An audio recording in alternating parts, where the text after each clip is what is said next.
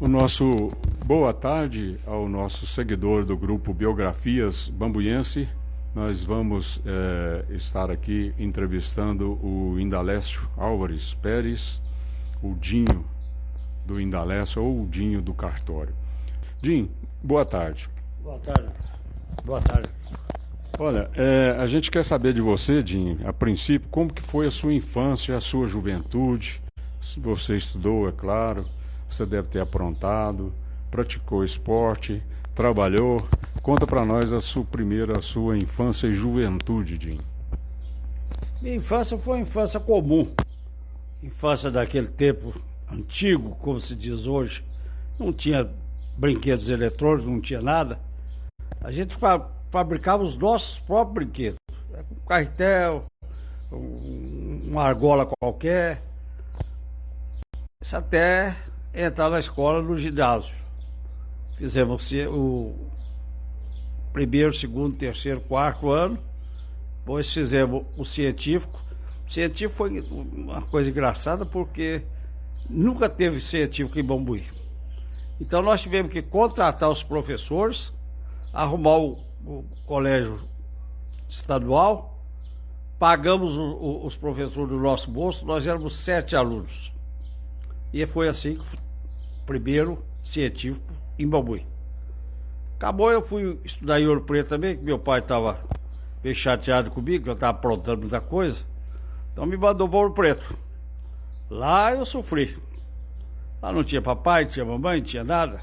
Terno, um rigor danado, frio.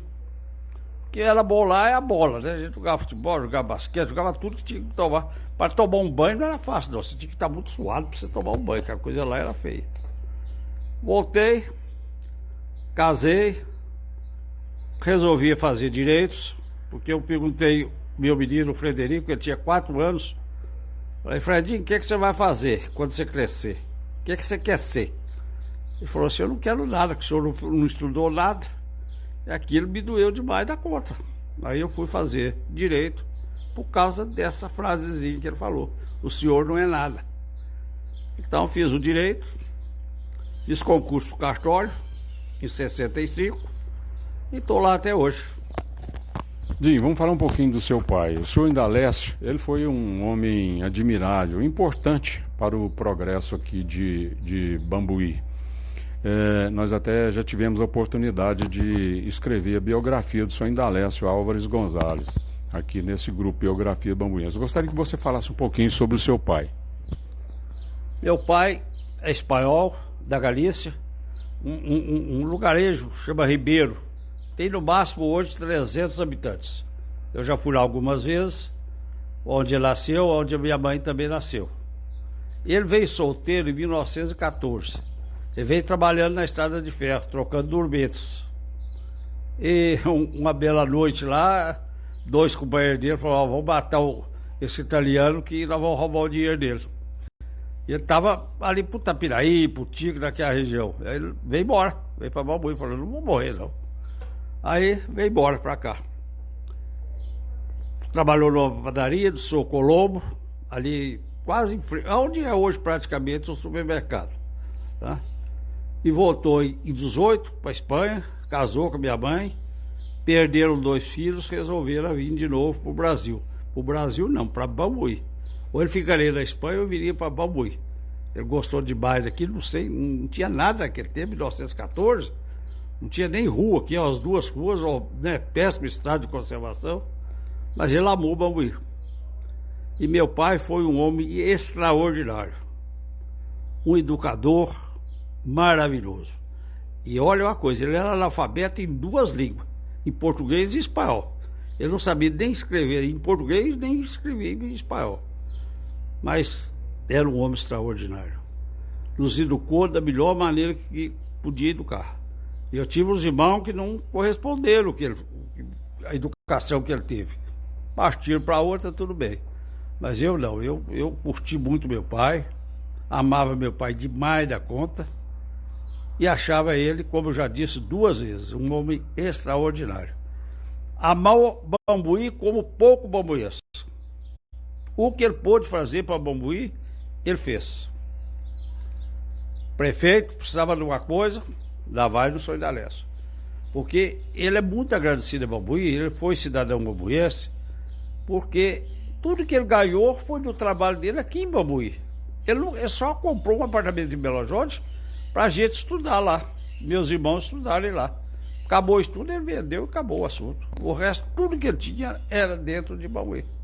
Inclusive, a gente teve a oportunidade de dizer lá na biografia dele que ele financiou o primeiro calçamento das ruas daqui de Bambuí. Nos anos 40, Bambuí não tinha nenhuma rua calçada e quem fez o financiamento para calçar essas ruas foi o senhor Indalécio. É verdade, Lomar. Ele começou calçando a praça nossa, onde tem o Coreto. Depois ele calçou essa rua dos expedicionários, até no rumo lá de casa, num 375. Depois calçou a rua Zé Augusto Chaves, da igreja até na estação. E por fim, ele calçou aquele pedaço da rua Capitão Joaquim Lizário até na cadeia. Aí ele parou de financiar. A prefeitura pagou direitinho, só levou alguns anos para pagar, mas pagou direitinho. O prefeito era Tonico Paulinelli, o pai do Alisson, e ele foi lá em casa um dia e falou: Indalécio, Bambuí precisa de você. Ele falou que Bambuí precisar, eu estou aí às ordens. Ele falou: você tem que financiar o calçamento do Bambuí. Meu pai quase ficou duro. Falou: Tonico, isso é muito forte para mim e tal. Não. Aí então ele financiou e a prefeitura, depois de um certo tempo, pagou, ele deu tudo direitinho. Isso é uma prova do amor que ele tinha para o Bambuí. Exatamente, foi um homem extraordinário que Bambuí deve muito ao senhor Indalécio. Jim, vamos voltar agora sobre a sua pessoa. Você é tabelião ainda, continua na ativa, começou em 1965, 58 anos, você ainda continua na ativa, trabalhando no cartório do primeiro ofício. Lindomar, eu tinha a ideia de parar. Coloquei a minha filha Valesca como substituta e fiquei uns 3 ou 4 anos sem ir lá. Como ela foi chamada por Deus para prestar serviço lá no céu, aí eu não tive outra solução a não ser voltar para o cartório. Estou preparando o meu neto, o filho dela, o Stefano, para eu parar definitivamente, que eu acho que já quase 60 anos já é o bastante, né? Eu já estou bem cansado. Isso é realmente 58, quase 60 anos de atividade, não é para qualquer um, não é para poucos. Jim, você talvez seja o bambuiense que mora aqui em Bambuí, que mais viajou pelo mundo. Quantos países você conheceu e qual desses países mais te impressionou? Leomar, exato eu não sei, uns 50 e poucos países. Tem algum país que me impressionou muito. A Turquia foi o que me impressionou. O tanto que o turco gosta do brasileiro. Ele gosta demais no futebol, sabe? Na conversar. Ele sente prazer em conversar com o brasileiro. E olha, o turco não sai da Turquia, não. A gente fala: tem um turco assim, não tem não. É libanês ou sírio. O turco ama a Turquia e não sai fácil. Ele é alegre, comunicativo. É muito bom a Turquia para quem quer conhecer um país. Muito bom. Outra coisa, lá as casas dos deputados são igualzinho em casa, essas casinhas populares, só que tem que uma encostadinha na outra. Não tem carro, não tem mordomia, não tem, o deputado só tem o salário dele e nada mais. Enquanto o Brasil, cada deputado deve ter 100 assessores, 50 assessores, 200 assessores. Lá não, lá é sozinho. E outra coisa, a pé, não tem carro para eles do Congresso não. Os Estados Unidos é um país bom de se visitar, mas eu gosto mais da Europa, sabe? A Europa eu amo aquilo lá é muito bom. Já fui em vários países só por conhecer, Liechtenstein, Luxemburgo, né? País que não tem sentido nenhum, sei lá, mas só para conhecer, né? Você já disse aí de uma especificidade lá da Turquia, um povo parecido até com o brasileiro, só que na parte de política eles são bem mais comedidos, né? Há alguma curiosidade desses países aí que você foi, que você conheceu, além da Turquia? Alguma coisa que te chamou a atenção, uma coisa curiosa? Ah, tem muitas coisas, né? A Rússia, por exemplo, eu entrei tranquilo, na hora de sair, uma velha de 80 e tantos anos mandou tirar a roupa, né? Desagradável, mas tirei, não tem nenhum problema. Mas aquilo me chamou atenção, porque aquilo, né, tanta comunicação hoje fácil, você pergunta, interroga e tal. Entra no raio-x, não tem qualquer, não. A velha, ela mandou tirar a roupa e eu tive que tirar a roupa. Curiosidade. Tem muita curiosidade. Muita coisa diferente, né? O Alasca, por exemplo,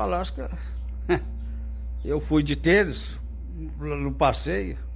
Entrei num bloco de gelo que tinha 53 graus abaixo de zero, fiquei 15 minutos, eu comecei a congelar, meu pé começou a ficar roxo. Falei, isso aqui é trem de noite, o que é que eu estou fazendo aqui, meu Deus? E voltei para o ônibus, até o ônibus que a NASA construiu para andar naqueles lugares.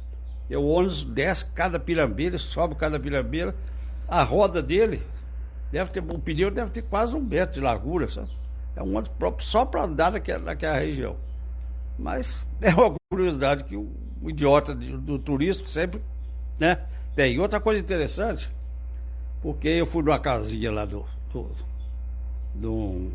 senhor lá e tal. Aí ele falou assim, No Alasca? No Alasca. Eu esqueci o nome como é que chama o povo de lá? Esquimó. Esquimó, bem lembrado. Aí cheguei, começamos a conversar, ele falava um pouco de espanhol, e eu falei, esquimó. Ele falou, não, esquimó é você, falou para mim. Esquimó é o povo que vem nos visitar, eles são esquimó, nós não, nós somos os primeiros habitantes dessa região. Eles primeiros habitantes o nome dele, não é esquimó. Então, eu toda a vida estive que eles eram esquimós, mas não são. A gente que visita é que é um esquimó. Então a gente pensava que os naturais lá do Alasca que eram os esquimós. Então eles consideram esquimó os visitantes. É a curiosidade que eu aprendi lá. Odin, você continua viajando? Você tem pretensão de viajar? Tem algum país que você ainda não foi, que você pretende conhecer? Ou você pretende retornar a algum desses países que você já viajou e conheceu e que gostou? Então, mas tem certos países que eu já fui várias vezes. Na França eu já fui umas 7 vezes, na Espanha umas 7 vezes, também em Portugal, Itália, por 7 vezes. Não? Mas eu quero voltar agora, e talvez seja a última viagem que eu cruzo o Atlântico, como se diz. Eu quero ir para o sul da Espanha. Tá? Eu quero ficar lá, Andaluzia, ali em Sevilha, Granada, Córdoba, Burgos, quero ficar por ali, naquela região. Eu quero ver se eu vou com meus filhos, a Nayana, o Stefan e a mulher do Stefan. Porque o Fred viaja sempre com a família dele, então eu quero ver se nós 5 vamos lá. Talvez seja a última viagem que eu tive. Frustração de não viajar, eu tive uma. E fiquei muito triste de ter realizado. Era a Transiberiana. A Transiberiana sai de Moscou, passa uma cidade que eu conheço só de fotografia, chama Nova Sibéria, uma cidade lindíssima na Rússia. Só tem gente nova lá, é uma beleza. E tem muito mais moça do que homem. Toca quase 5 por 1. Tá? E é uma viagem maravilhosa. Ela termina nas muralhas da China. Mas quando eu programei para ir, eu e a Nani, o negócio era bem feio. Banho, você só podia tomar um banho uma vez só na viagem. E outra num lago da Mongólia, aquele maior lago do mundo. 2 vezes, então. Então a Nani não achou muito boa a ideia, apesar de eu já estar bem animado, já tinha, né, iniciado a compra das passagens e tudo. e nós não fizemos essa viagem. Essa viagem eu fiquei pesaroso não fazer, mas é a única coisa. O resto eu fui aonde eu quis, né? Israel, tive problema lá em Israel também, mas fui aonde eu quis ir. Deus me deu esse poder financeiro de poder viajar, me deu a graça de ter uma saúde muito boa para viajar, tá? E eu fui tranquilo, nunca tive um problema de saúde, nada, absolutamente nada. Graças a Deus. Né? Como em Fátima, em Lourdes, em Nossa Senhora da Medalha. Toda vez que eu vou à Europa, eu vou na França, na Medalha Milagrosa. É um lugar que eu não sei, é um lugar místico para mim, sabe? Eu fico deveras impressionado. Eu saio de lá com um astral muito melhor. Eu tenho certeza que Nossa Senhora está ali. Tá? Isso é uma coisa que toda vez que eu puder, eu chego lá. Edinho, só uma curiosidade, por que esse negócio aí de não poder tomar banho nessa viagem aí? É uma viagem bem longa, é uma linha muito comprida, e por quê? Primeiro, o trem não era muito bom, não é o trem de hoje. Hoje é um espetáculo o trem de hoje. Era um trem razoavelmente, né? Mas não tinha banheiro, não tinha nada, era um troço, um trenzinho pequenininho, o banheiro deles, era um negocinho bem complicado. E só gelo, né? Atravessa a Sibéria inteirinha, né? Então, o banho lá era bem escasso, não podia... Aliás... Eu não vou sair do gelo, nem o tempo você ficar, você tem que ficar só dentro do trem. O negócio era... Apesar de lá, eles não são muito frequentes no banho, não. O banho lá é meio escasso. Aliás, isso é um costume do europeu, né? Nos países onde tem muito frio, cai neve, país gelado, o pessoal não tem assim muito hábito de tomar banho. Eles falam muito do francês, que o francês gosta muito de tomar banho no perfume. Você observou isso lá, Zinho? É verdade. Se não tiver o perfume, o CC é muito forte. Viu? Isso é dentro do metrô, então. Isso é verdade mesmo. Tem que discutir nada, não, que é verdade. É uma característica desse povo de país gelado. Na França parece que é mais grave, né? Na França, Itália também não é fácil, não. O italiano também não é muito fã de um banho, não. Quer dizer, toma de vez em quando, umas 2 vezes por semana, eles tomam. Agora, vamos dar um exemplo. Na Noruega, quando eu fui na Noruega a primeira vez, nós viajamos uma estrada, assim, muitas centenas de quilômetros. Você via uma casa aqui, outra casa lá, tantos quilômetros de frente, aquele gelo horroroso. Ele ficava lá preso 6, 7 meses dentro de casa. Fazia nem jeito de ficar sujo ele não tinha, porque ele não mexia para nada, não podia sair, não podia fazer nada. Aquele gelo horroroso.